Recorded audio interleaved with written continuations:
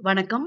நம்ம இப்ப இந்த வீடியோல என்ன பார்க்க போறோம் அப்படின்னா, இன்கம் டாக்ஸ் ரெசிடென்ஷியல் ஸ்டேட்டஸ் டாபிக்ல நம்ம ஒரு problem, ready book problem number 27 தான் இப்ப பார்க்க போறோம். எஸ், ப்ராப்ளம் பார்க்கலாம். Sri Kamal, an Indian citizen, leaves India as crew member of an Indian ship on 11/8/2025. He has not returned to India during the previous year 2025-26. இப்ப பாத்தீங்கன்னா கமல்ன்றவர் வந்து Indian citizen. அவர் வந்து Indian ship க்ரூல work பண்ணியிருக்காரு மெம்பரா. எப்ப போயிருக்காரு அப்படின்னு பாத்தீங்கன்னா 11/8/2025 போயிருக்காரு இந்தியா விட்டு. அப்புறம் அவர் வந்து ப்ரீவியஸ் இயர், அதாவது 2025-26ல இந்தியா வரவே இல்லை. ஓகேவா? இந்த டேட்ல போனார் இல்லையா, அதுக்கப்புறம் திருப்பி வரல ப்ரீவியஸ் இயர்ல. His stay in India during the 4 years preceding 2025-26 is as follows.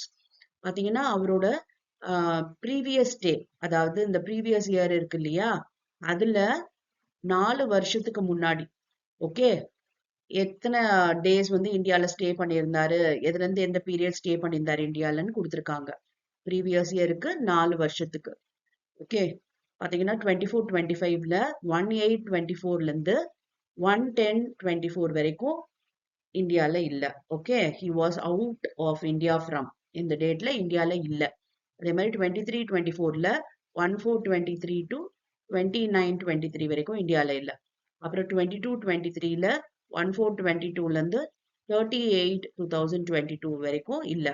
அப்புறம் 21-22ல 1/4/21ல இருந்து 36/2021 வரைக்கும் இல்ல.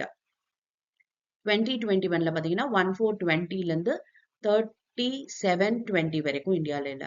Determine his residential status for the previous year 25-26.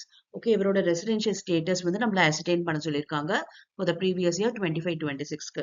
Okay, இப்போ வந்து ஃபர்ஸ்ட் பேசிக் கண்டிஷன் இவர் சாட்டிஸ்ஃபை பண்ணிட்டாரா அப்படின்றத நம்ம செக் பண்ணணும். இப்போ பாருங்க, அவர் இந்தியா விட்டு போனது எப்ப அப்படின்னா 11/8/2025. ஓகே, இப்போ அந்த டேட்ல இருந்து இல்ல, அதுக்கு முன்னாடி வரைக்கும் இந்தியால தான் இருந்திருக்காரு. நம்ம ஃபர்ஸ்ட் பேசிக் கண்டிஷன் என்ன அப்படின்னா 182 டேஸ் இருக்கணும் ரெலவென்ட் ப்ரீவியஸ் இயர். அதாவது ரெலவென்ட் ப்ரீவியஸ் இயர்ன்றது இந்த டேஸ்க்கு இடையில 1/4/2025ல இருந்து 31/3/2026க்குள்ள 182 டேஸ் அவர் இந்தியால இருந்திருக்கணும். ஆனா கமல் வந்து எத்தனை நாள் இருந்திருக்காரு அப்படின்றத பார்க்கலாம். பிகாஸ் 11/8/2025ல அவர் கிளம்பி இருக்காரு இல்லையா. இப்ப பாத்தீங்கன்னா ஏப்ரல் இருந்திருக்காரு, மே இருந்திருக்காரு, ஜூன் இருந்திருக்காரு, ஜூலை இருந்திருக்காரு. ஆகஸ்ட்ல பாத்தீங்கன்னா 11 வரைக்கும் தான் இருந்திருக்காரு. ஏன்னா 11th அன்னைக்கு தான் அவர் என்ன பண்ணிருக்காரு, ஷிப்க்கு போயிருக்காரு. ஓகேவா? அப்ப இதெல்லாம் கவுண்ட் பண்ணோம் அப்படின்னா எவ்வளவு டேஸ் வருது பாருங்க, 133 டேஸ். மீதி நாள்லாம் ஜீரோ, இல்ல இந்தியால இல்ல, இந்தியா விட்டு போயாச்சு. அப்போ 133 டேஸ் தான் வருது. நம்ம கண்டிஷன் படி அவர் 182 டேஸ் இருந்தாதான் அவர் ஃபர்ஸ்ட் பேசிக் கண்டிஷனை சாட்டிஸ்ஃபை பண்ணாருன்னு அர்த்தம். அப்ப கமல் பாத்தீங்கன்னா ஃபர்ஸ்ட் பேசிக் கண்டிஷனை சாட்டிஸ்ஃபை பண்ணல. ஏன்னா 182 டேஸ்க்கு லெஸ் நம்பர் ஆஃப் டேஸ் தான் அவர் இந்தியால இருந்திருக்காரு. இப்ப செகண்ட் பேசிக் கண்டிஷன் பாத்தீங்கன்னா யூஸ்வலா 60 டேஸ் இருக்கும். ஆனா இந்த கேஸ்ல நமக்கு 182 டேஸ். ரீசன் என்ன அப்படின்னு பாத்தீங்கன்னா, நமக்கு இந்தியன் ஷிப் க்ரூல ஒர்க் பண்ணிருக்காங்க அப்படின்னா அவங்களுக்கு வந்து 60 டேஸ் அப்ளிகபிள் கிடையாது. 182 டேஸ் ரூல் வந்து வந்துடும். அதனாலதான் நம்ம என்ன சொல்றோம்னா செகண்ட் பேசிக் கண்டிஷன்லயும் 182 டேஸ் சாட்டிஸ்ஃபை பண்ணணும் அப்படின்னு சொல்றோம். ஓகே, அப்படின்னும் போது ப்ரிசீடிங் ப்ரீவியஸ் இயர்ஸ்ல வந்து 4 இயர்ஸ்ல 365 டேஸ் இருக்கணும். அது வந்து காமன் தான். அந்த 60 டேஸ்க்கு பதிலா 182 டேஸ். நம்ம வந்து பாத்தீங்கன்னா நம்ம ஃபர்ஸ்ட் பேசிக் கண்டிஷனை சாட்டிஸ்ஃபை பண்ணல, செகண்ட் பேசிக் கண்டிஷனும் அந்த 182 டேஸ் தான்.